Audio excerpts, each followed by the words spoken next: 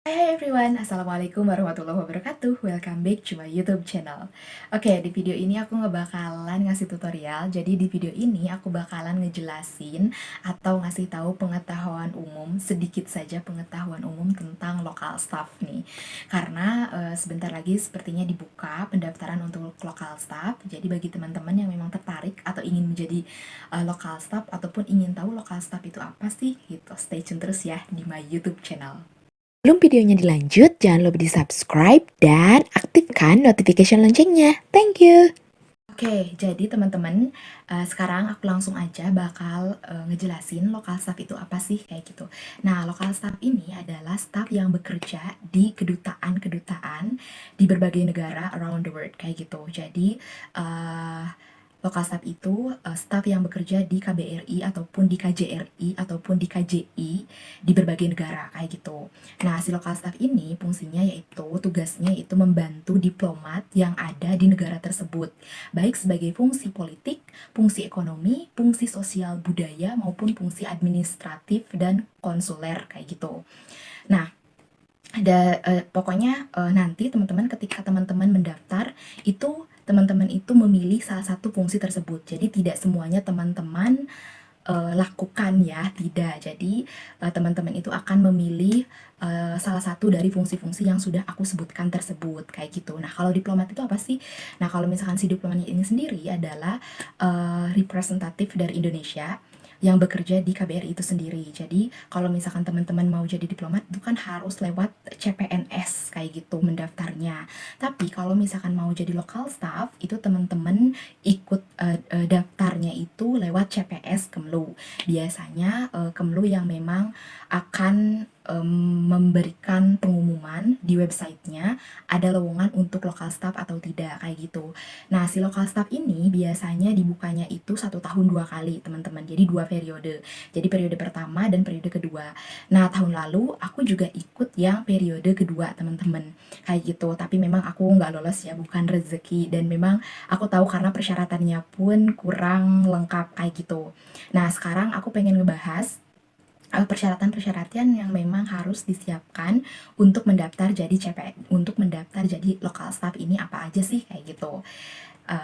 Nah, jadi teman-teman kalau misalkan teman-teman mau mendaftar sebagai local staff kayak gitu, dokumen yang harus disediakan itu sebenarnya mah umum saja, seperti teman-teman akan melamar ke perusahaan swasta ataupun perusahaan BUMN lainnya, kayak gitu.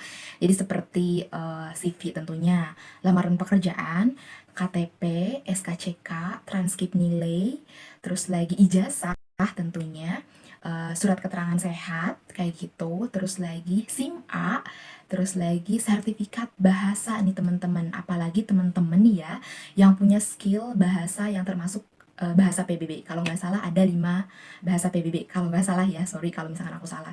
Tapi kalau nggak salah ada 5 bahasa PBB. Nah, apalagi kalau misalkan teman-teman itu menguasai salah satu bahasa dari itu, kayaknya itu bakalan menjadi nilai plus banget buat teman-teman. Terus lagi selain sertifikat bahasa, kalian bahasa, skill-skill lain kayak gitu. Misalkan teman-teman itu punya sertifikat menari nih ya, menari, bernyanyi ataupun bermain musik kayak gitu. Karena kalau misalkan teman-teman nih ya, kalau teman-teman misalnya memilih fungsi sosial budaya itu kan nanti di sana fungsi sosial budaya itu salah satu job desknya itu adalah kayak memperkenalkan budaya Indonesia kepada orang luar, kayak gitu.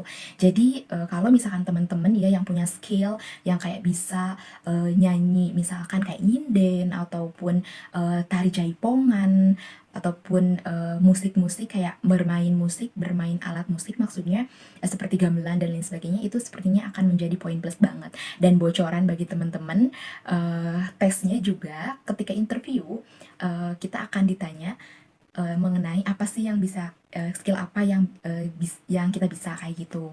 Nah, skill-skill yang saya sebutkan tadi itu akan menjadi nilai plus ketika teman-teman memiliki skill-skill tersebut. Tapi tidak menutup kemungkinan ketika teman-teman memiliki skill yang lain. Misalkan, aku juga pas kemarin selalu berpikir bahwa apa ya skill aku, karena aku nggak bisa jaipongan, nggak bisa nyinden, nggak bisa gamelan gitu kan dan lain sebagainya. Aku berpikir yang lain, ternyata memang kalaupun misalkan kita punya skill seperti MC, bisa master of ceremony or public speaking, itu juga or negotiation skill kayak gitu.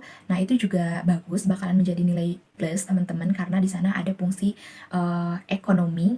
Nah, di mana kita juga akan bernegosiasi dengan pihak-pihak luar seperti itu untuk memajukan ekonomi, dan itu perlu negotiation skill kayak gitu. Kalau misalkan teman-teman juga punya skill itu, teman-teman juga bisa daftar kayak gitu. Itu akan menjadi nilai atau poin plus, teman-teman bisa memasukkan skill tersebut kayak gitu. Oke, nah itu aja berkas-berkas yang memang harus ada, jadi teman-teman bisa persiapkan dari sekarang. Nah, aku nggak tahu berkas-berkasnya bakalan berubah atau tidak, hanya saja setiap tahun teman-teman aku yang memang punya pengalaman beberapa kali daftar CPS ini mengatakan bahwa dokumen-dokumennya hampir sama seperti itu. Paling nambahin sedikit-sedikit itu biasa lah ya teman-teman, karena di perusahaan-perusahaan juga biasanya seperti itu kayak gitu. Nah, untuk selanjutnya aku bakalan bahas di next video insya Allah interview nih, tahapan interviewnya seperti apa. Kalau misalkan video ini rame, terus lagi teman-teman ingin lebih banyak tahu tentang si local staff ini, nah teman-teman bisa komentar di bawah ini ya. Nanti aku bakalan bikinin part 2-nya kayak gitu. Nah, itu aja informasi sekilas atau ya sedikit ya tentang LS local staff dari aku. Terima kasih banyak bagi yang udah nonton. Wassalamualaikum warahmatullahi wabarakatuh. Bye.